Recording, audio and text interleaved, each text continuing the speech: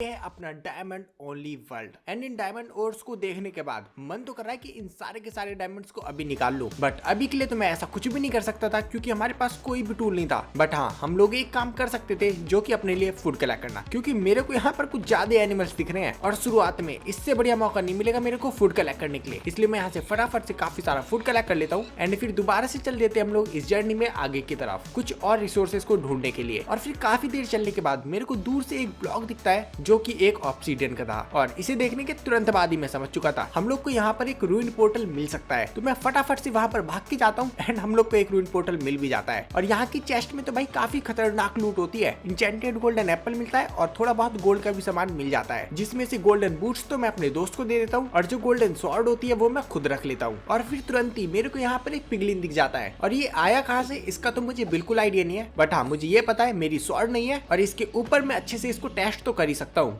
और फिर अब देखो भाई मेरे दोस्त की हरकत, वो अचानक से जलने लगता है और मैं कंफ्यूज ये जल कैसे रहा है। यहाँ पर आसपास तो कोई लावा वगैरह भी नहीं है। और फिर भाई साहब मेरे को बताते हैं जो हम लोग को इकलौती फायर चार्ज मिली थी जिससे हम नेदर पोर्टल जला सकते थे, उससे भाई साहब खुद जलने हैं। और अब तो मेरे को ये नहीं समझ में आ रहा कि हम लोग अपने पोर्टल को लाइट अप कैसे करेंगे। और इस गलती की वजह से अब हमारा चैलेंज और भी ज्यादा हार्ड होने वाला था। और फिर चलते चलते रात हो गई थी, बट अभी तक हम लोग को कुछ भी नहीं मिला था और अब तो हम लोग को मॉब से भी खतरा था। पता नहीं भाई हम लोग कैसे सर्वाइव करेंगे। बट फिर हम लोग को एक क्रीपर दिखता है और सिचुएशन के हिसाब से तो हम लोग को भाग जाना चाहिए था, लेकिन फिर भी हम लोग उसके पास जाकर उसको फुलवा देते हैं इस उम्मीद में कि हम लोग को एक दो डायमंड्स ही मिल जाए। एंड यस गाइज, ऐसा होता भी है, हम लोग को डायमंड्स मिल भी जाते हैं। और इस डायमंड के वर्ल्ड में भी डायमंड पाने की बात जो खुशी थी वो तो बिल्कुल नेक्स्ट लेवल थी। बाकी इस डायमंड को पाने के बाद हमारी मुसीबतें कम नहीं बल्कि और बढ़ गई थी, क्योंकि हम लोगों ने ध्यान नहीं दिया था कि क्रीपर के साथ साथ और भी मॉब्स स्पॉन होंगे जो कि हमारे पीछे भी पड़ जाते हैं। और सच बताऊं तो पहली बार मेरे को ऐसा लग रहा था यहाँ पर क्रीपर क्यों नहीं स्पॉन हो रहे, ये नॉर्मल मॉब क्यों स्पॉन हो रहे हैं। बट वो तो सही था कि हम लोग के पास स्वॉर्ड होती है तो हम लोग इन ज़ॉम्बीज को तो निपटा देते हैं।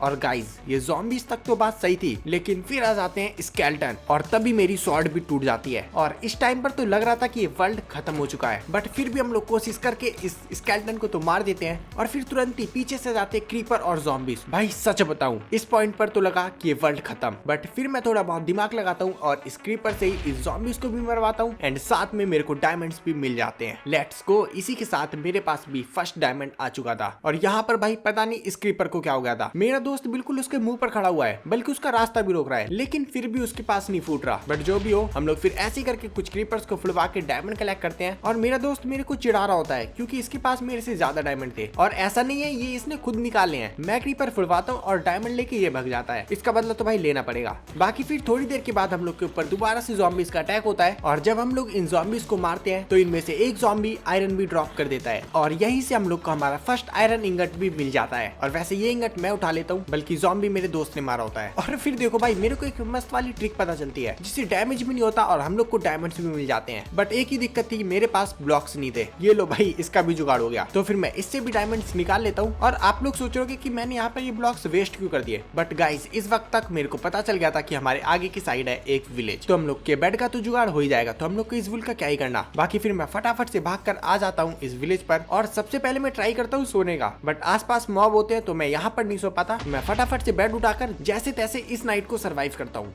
और फिर हमेशा की तरह विलेज में आने के बाद स्टार्ट कर देते हैं इस विलेज को लूटना। एंड ये विलेज भाई काफी सही होता है, हम लोग को ब्रेड वगैरह मिल जाती है खाने के लिए, एमरल्ड्स भी मिलते हैं और थोड़ा बहुत लेदर का आर्मर भी मिल जाता है। और यहाँ पर थोड़ी बहुत हेबेल होती है जो कि इन विलेजर्स के तो किसी काम की नहीं है, इसलिए हम लोग यहाँ से सारी की सारी हेबेल्स को भी निकाल लेते हैं। और एक विलेजर के घर से हम लोग को क्राफ्टिंग टेबल मिलती है, तो मैं फटाफट से उस क्राफ्टिंग टेबल में अपने खाने के लिए ब्रेड भी क्राफ्ट कर लेता हूँ। और फिर मेरे को दिखती है एक बहुत ही तगड़ी चेस्ट, क्योंकि इस चेस्ट के अंदर हम लोग को मिल जाती है ओक की सैपलिंग। तो फिर मैं फटाफट से उस ओक सैपलिंग को प्लांट कर देता हूँ। और लास्ट नाइट हम लोगों ने कुछ स्केलेटन्स मारे थे जिनसे हम लोग को बोन मिल गई थी, तो मैं उस बोन से बोन मिल बनाकर इस प्लांट को भी ग्रो कर देता हूँ। और